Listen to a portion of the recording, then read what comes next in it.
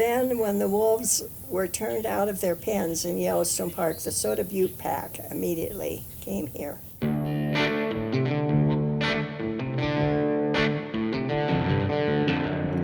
Welcome back to Working Wild U, a show where we explore what it means to share the working landscape with people and wildlife from the crossroads of culture and science. I'm Jared Beaver. And I'm Alex View.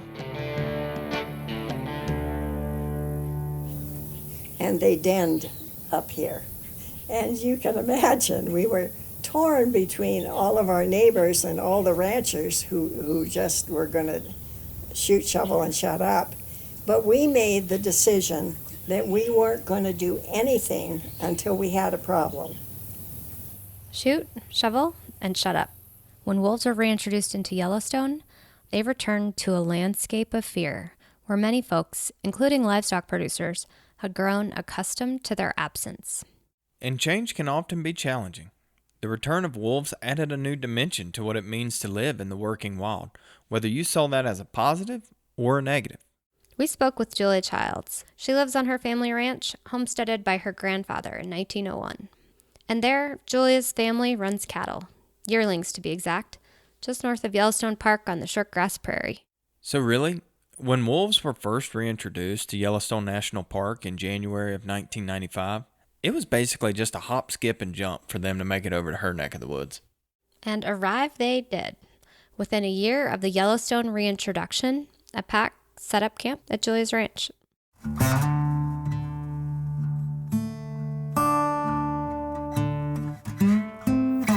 We weren't going to assume that the wolves were going to be a problem to us. We were going to just hold our breath and sit in our chairs until something happened. Years before reintroduction, Julia's family decided to run contract yearling cattle. That's their business model for this ranch.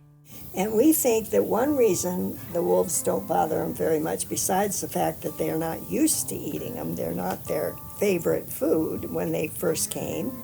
And we had elk and we had deer, so they didn't bother our cattle very much. The short and the skinny of it is, calves are pretty easy prey for wolves. Yearling cows are just bigger, and that makes them less vulnerable to predation. That's kind of been our relationship with the whole thing, trying to acknowledge the fact that a lot of our neighbors have a cow-calf operation, and that's a very different thing than yearlings when it comes to wolves. So a lot of Julia's neighbors all have cow-calf operations, which means you breed mamas to have calves in the spring, and that provides more reason to worry. And it's been very interesting to me to watch the neighbors because they really have a cultural inherited fear and hatred of wolves that doesn't make sense because we have mountain lions, so people with sheep, they lose a lot more sheep to mountain lions. And now we have grizzly bears, and grizzly bears are way worse than the wolves ever were. The pack denned on a ridgeline close enough to their ranch house that Julia and her family spent their evenings watching the pack through a spotting scope. And so we would go up and sit on a hill somewhere and watch them, and we were fascinated. And then we'd go to the meeting with the ranchers, who were all hooping and hollering and upset, and then we come back and watch our wolves. They're wolves. So wolves were reintroduced into Yellowstone National Park, and they returned to a social landscape that largely didn't support their return. And that was because they were reintroduced into a landscape of fear and uncertainty. Yeah, lots and lots of uncertainty. For example, would cow-calf operations hold up with added predators? Are the ungulate populations going to decline? Is the federal government going to use wolves in the Endangered Species Act as a Trojan horse to control land use? Those are the same questions that we're still asking today. But Julia made a conscious decision to sit with uncertainty and to come to her own conclusions on what it would be like to live alongside wolves. So that first year, when they denned up there and they had a litter, in the middle of June, they decided they were going to come in and get them and move them back into the park and put them back in an enclosure in the southern part of the park. Wolf managers in the park got pretty anxious because they thought the pack would get into trouble. Back to this landscape of fear thing, Alex. So they made an effort to bring them back over to the park.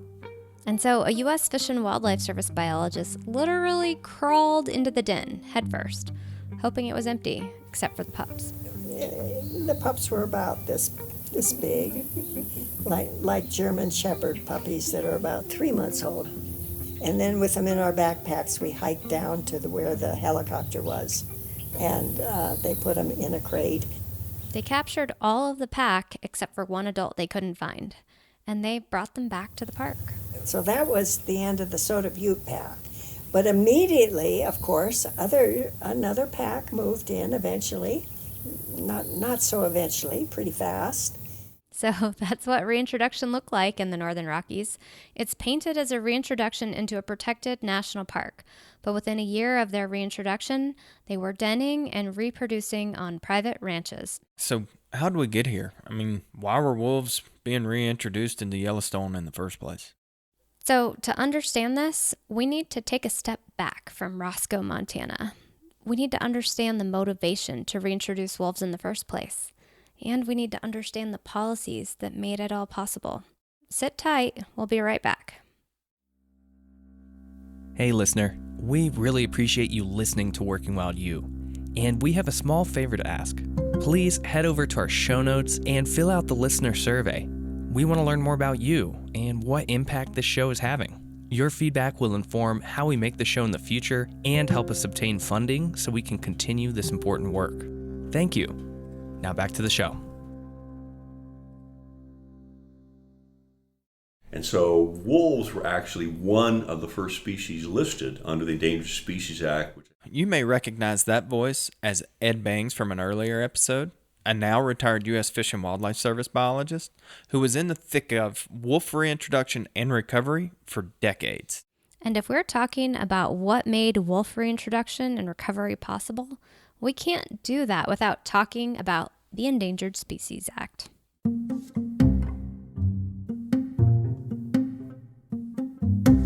That's right, and a lot of people don't know that the Endangered Species Act was passed with overwhelming bipartisan support in 1973.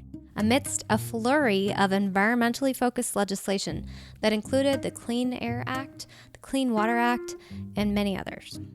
And these actions were demanded from an American public who was undergoing a rapid value shift, one that wanted targeted legislation to conserve our country's resources. This was a time when rivers were famously catching fire because of pollution. Think the Cuyahoga in Northeast Ohio. That sparked the creation of the Environmental Protection Agency. Yeah, and momentum behind this movement and the Endangered Species Act came in part from Rachel Carson's landmark book, Silent Spring, which painted a stark picture of the effects of DDT. And the idea of the act is to bring animals back so they're no longer threatened with being totally exterminated. There are two ways that a species may come to be listed under the Endangered Species Act. First, a person or organization can request a species be listed as threatened or endangered. Or second, the U.S. Fish and Wildlife Service can voluntarily choose to examine the status of a species by initiating a status review. Both of these paths began a series of decision-making processes by the U.S. Fish and Wildlife Service, and this process generally includes many opportunities for public comment. And wolves, being one of the first species protected under this act, became a poster child of sorts.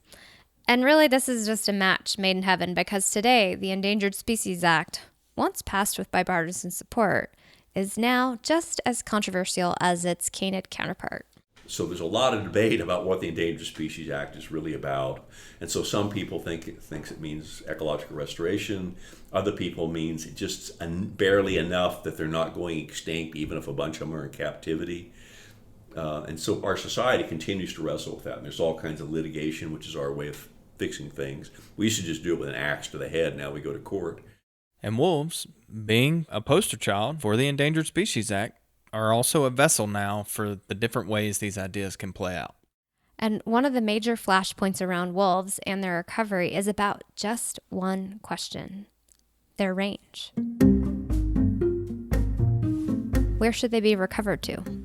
And this is not about the exact spot of reintroduction. This is about where they should live throughout the United States. So around the time scientists and administrative folks at the U.S. Fish and Wildlife Service were debating the reintroduction of wolves into Idaho and Yellowstone, wolves began coming back to the region around Glacier National Park in northwest Montana, and they were just coming down from Canada on their own. And so the real reason that reintroduction happened to central Idaho and Yellowstone was if wolves come back on their own, they were under the most protective status an endangered species can have, which is endangered, which is really strict regulations. If you reintroduce an animal, you can have much, much more liberal regulations. So when we reintroduced wolves to Yellowstone and central Idaho, we allowed ranchers, landowners to shoot and kill wolves. We allowed agencies to move wolves around or kill them if they attack livestock. And this is the same debate going on in Colorado right now. What Ed Bangs is talking about here is an experimental non-essential population designation under Section 10J of the Endangered Species Act. Wow. Well, that's a mouthful. So what are we really talking about here? You know, I'm going to let Scott Becker with the U.S. Fish and Wildlife Service explain it, as he did to a room full of ranchers in Walden, Colorado.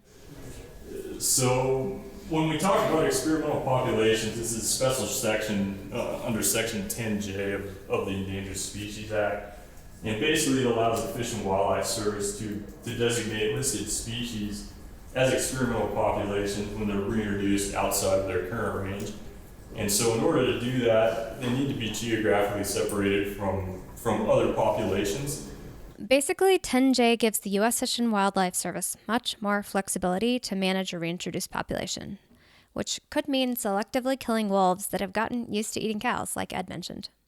But the reintroduction in the first place and the 10J rule that allowed lethal removal of wolves almost right from the start really got the hackles up from both sides of the table. We were litigated by the people that kind of don't like wolves the most, which is the American Farm Bureau at the time. And then on the other side, at the same table, was the Sierra Club and Earth Justice. One side was saying, hey, we shouldn't have wolves anyway, you're protecting them way too much, what you're doing is illegal. And it's the spaghetti approach where you just throw every possible argument against the wall and you just hope that something sticks. While we don't still settle disputes with an axe to the head, like Ed mentioned earlier, litigation has become the new hatchet for interest groups on both sides of the spectrum. Litigation is being used to challenge what some see as unfair interpretations of the Endangered Species Act.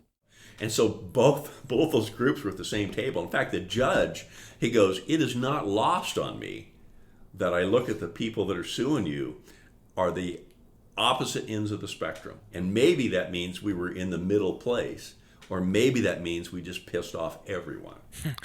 And wolves and their management is hard, right? It's nuanced and complicated. It goes well beyond science and biological management.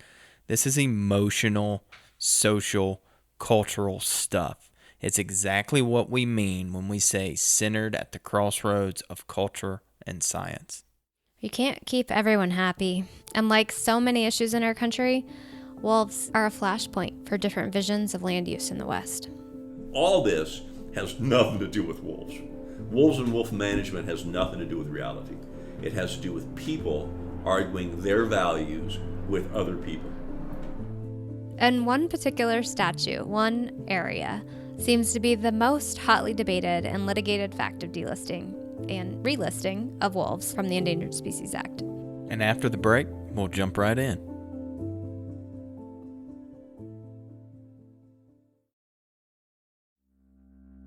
If you're enjoying Working Wild U, consider leaving us a review on Apple Podcasts. We would love to hear from you. And be sure to subscribe to Working Wild U wherever you listen to podcasts. Thanks. Now back to the show. Litigation. Well, it's part of checks and balances to make sure legislation is being interpreted correctly. That's a rabbit hole for sure. When legislation leaves room for interpretation, the case history of litigation is supposed to add clarity. But what really happens? My name's Caroline Bird, and right now I'm a consultant, but my career has been in conservation. We spoke with Caroline, who worked in conservation for the Wyoming Outdoor Council, the Nature Conservancy, and as the executive director for the Greater Yellowstone Coalition, an environmental advocacy group that looks to work with all people to protect the lands, waters, and wildlife of the Greater Yellowstone ecosystem. And now she's working as a private consultant.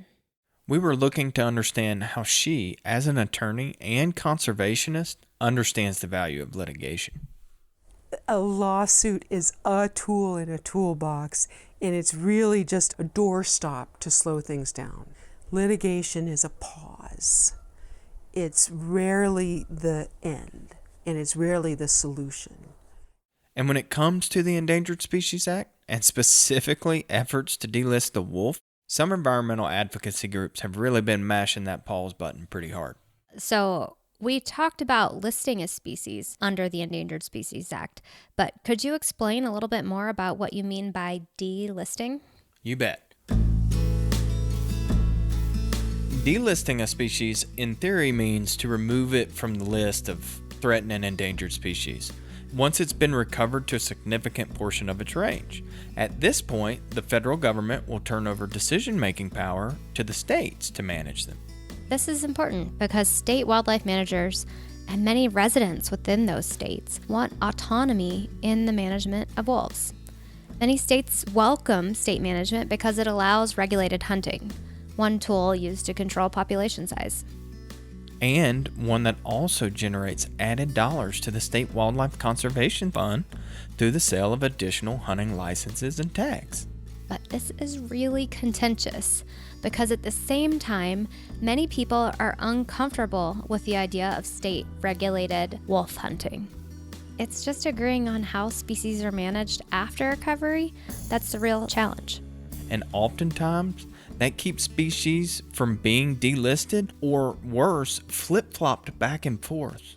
I think the ideal outcome of all of this is to get to a place where the states are managing our wildlife, and that we don't need that federal oversight.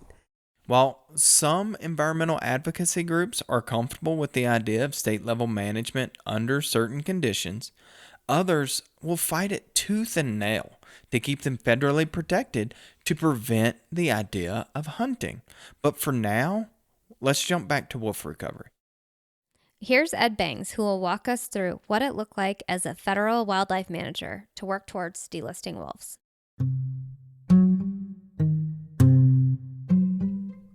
So we just, this 5-factor analysis, we look at the population, are there too many of them being killed? No.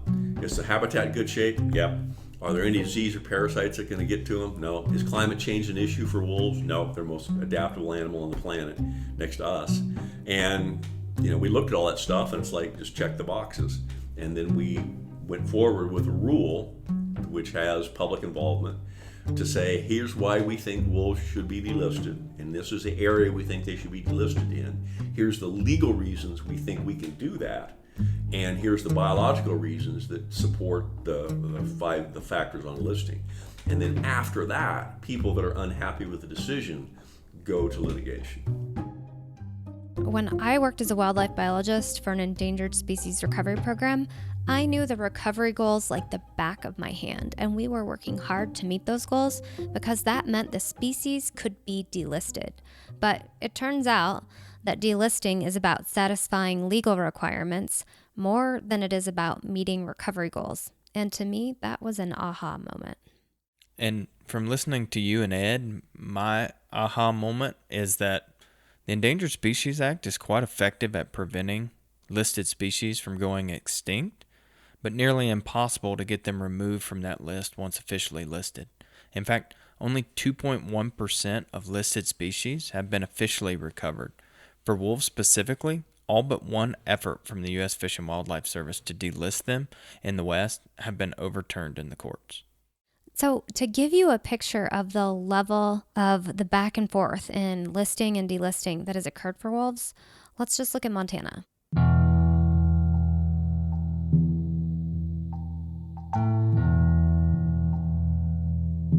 In 2009, the U.S. Fish and Wildlife Service delisted wolves and returned their management to the state. And this was pretty short-lived because in August 2010, a U.S. District Court judge relisted the species until the U.S. Fish and Wildlife Service reevaluated state laws in Montana, Idaho, and Wyoming that plaintiffs argued would undermine wolf populations. And at this point, Congress intervened and did what the U.S. Fish and Wildlife Service could not. Montana Senator John Tester and Idaho Congressman Mike Simpson introduced legislation that delisted the Northern Rockies population of wolves in Montana and Idaho and parts of Oregon, Washington, and Utah. And I think it's important to note that at this point, the wolf estimates in Montana were between 650 and 1,200 individuals, which is well over the delisted criteria set of at least 150 wolves and 10 breeding pairs. And so there's a lot of back and forth here between delisting, relisting, delisting. All the while, the population was growing, or at the very least, remaining stable. So how's that possible? Well, we're no legal experts, but luckily we have talked to a few folks who are. My name is Karen Bud Fallon. I am a rancher in western Wyoming. I also own a small ranch in eastern Wyoming, and I'm an attorney. Lawson Fight, and I am an attorney based out of Portland, Oregon. And let's just say they have a little bit of experience on this front. And so I help do a lot of the legal review and a legal analysis to try to prepare that rule to delist the wolves in the lower 48. So under the Endangered Species Act, what defines a species range has been a hot topic of debate, especially for wolves. Range can mean anything from where the species lives now to anywhere they have ever lived, or even anywhere a species could live. There's also the sticky business of distinct population segments, which are quite important to how species are delisted in regions of the United States. A distinct population segment is one that is discrete from other populations of the species and significant in relation to the entire species. So, say for an example, the wolf population that was reintroduced into the Rockies in 1995. Yep. So important thing to bring up, because establishing wolves as this distinct population segment in Idaho, Wyoming, and Montana, and parts of Oregon and Washington allowed that specific population to be treated as its own unit of sorts. And this is what allowed the U.S. Fish and Wildlife Service to delist wolves in these states, as well as another distinct population segment in the Great Lakes for a brief period of time. But when it comes to delisting wolves across the lower 48, that brings up another set of questions around how the Endangered Species Act defines range. There's a confusion over whether range is current or historic, and there's some court decisions out there, particularly one from 2001, that said you have to consider the historic range in this significant portion of the range analysis, which it doesn't make logical sense. Lawson is arguing this because if you were to think about it, wolves once existed in every corner of the lower 48 states. If we recovered wolves to a significant portion of their historic range as criteria for countrywide delisting, would basically have them in Central Park, trapezing through downtown Denver, and slurping up hot dogs in Dodger Stadium. This just doesn't pass the common sense test. It was like these phrases just sort of got stuffed into the Endangered Species Act without a lot of discussion or understanding. And so it's impossible for all sides to come up with a durable solution. In fact, multiple administrations from both sides have tried to reach such a compromise that works within the courts to define the range for the Endangered Species Act. That's right. Back in the days of the Bush administration, they tried to write a rule to define what was meant by a significant portion of range, and it didn't stand the test of time in the courts. And that's not just a one-off occasion. The Obama administration came in and they wrote their own version of the rule, and the court said no to that too. So when the Trump administration delisted wolves in 2020, the ruling was susceptible to lawsuits, even though career scientists at the U.S. Fish and Wildlife Service had determined that all of the wolf populations in the lower 48 had recovered. Right, Alex. Acceptable it was, as it was overturned this year, 2022, after 3 different suits were filed to relist. One of the claims was wolves had not yet been recovered to a significant portion of their range. These gaps in the connection between recovery goals and a recovery plan and how a species is delisted, gaps in how range is defined and how that gets interpreted by the courts. It's these gaps that allow this litigation cycle, delisting, relisting, delisting, relisting, to be more about values and about our different visions for the future of wolves in the West. So there's always an appropriate place for litigation, but it's like hammering a nail, and you keep hammering it and hammering it and hammering it, and that nail's not going in. And in fact, it's popping back out at you. Put the hammer down. Use a different tool, or ask yourself, is that the right nail? Coming back to Caroline, as the former director of the Greater Yellowstone Coalition, often referenced as GYC, she had to balance decisions on when to use litigation and when to try and build diverse coalitions that address challenges to the landscape. And sometimes the former made the latter a little more difficult.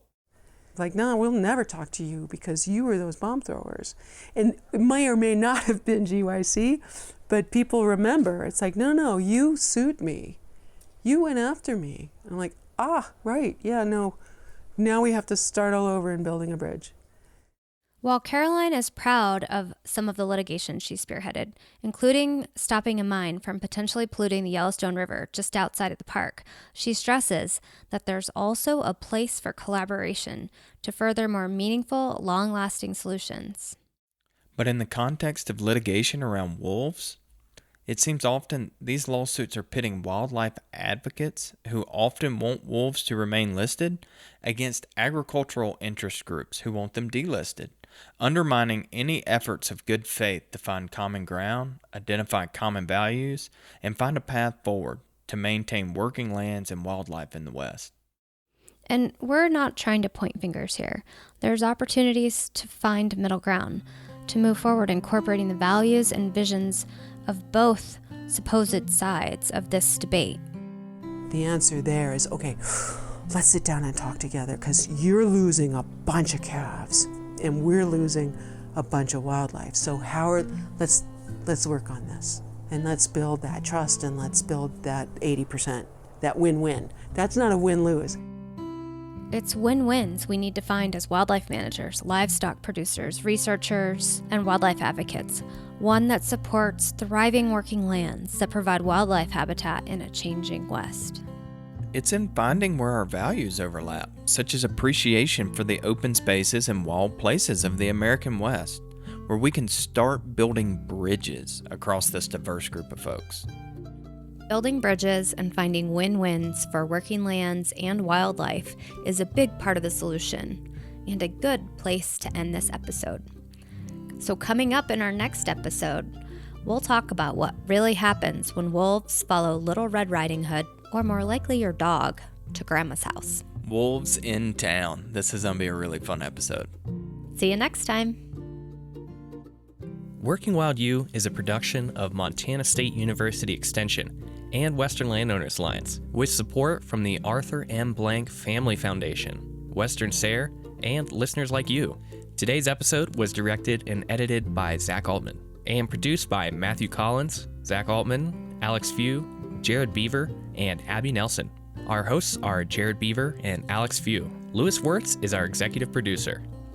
Music is from Artlist and Blue Dot Sessions. Thanks to Kathleen Shannon for helping edit this episode. And special thanks to Julia Childs, Ed Bangs, Caroline Bird, Karen Bud Fallon, Lawson Fight, Scott Becker, and Nick Mott. Follow Working Wild U on social media for updates, and explore our show notes and bonus content on our website at workingwild.us. Please consider rating and reviewing the show on Apple Podcasts, and share this episode with a friend or neighbor. Thank you, and we'll see you next time.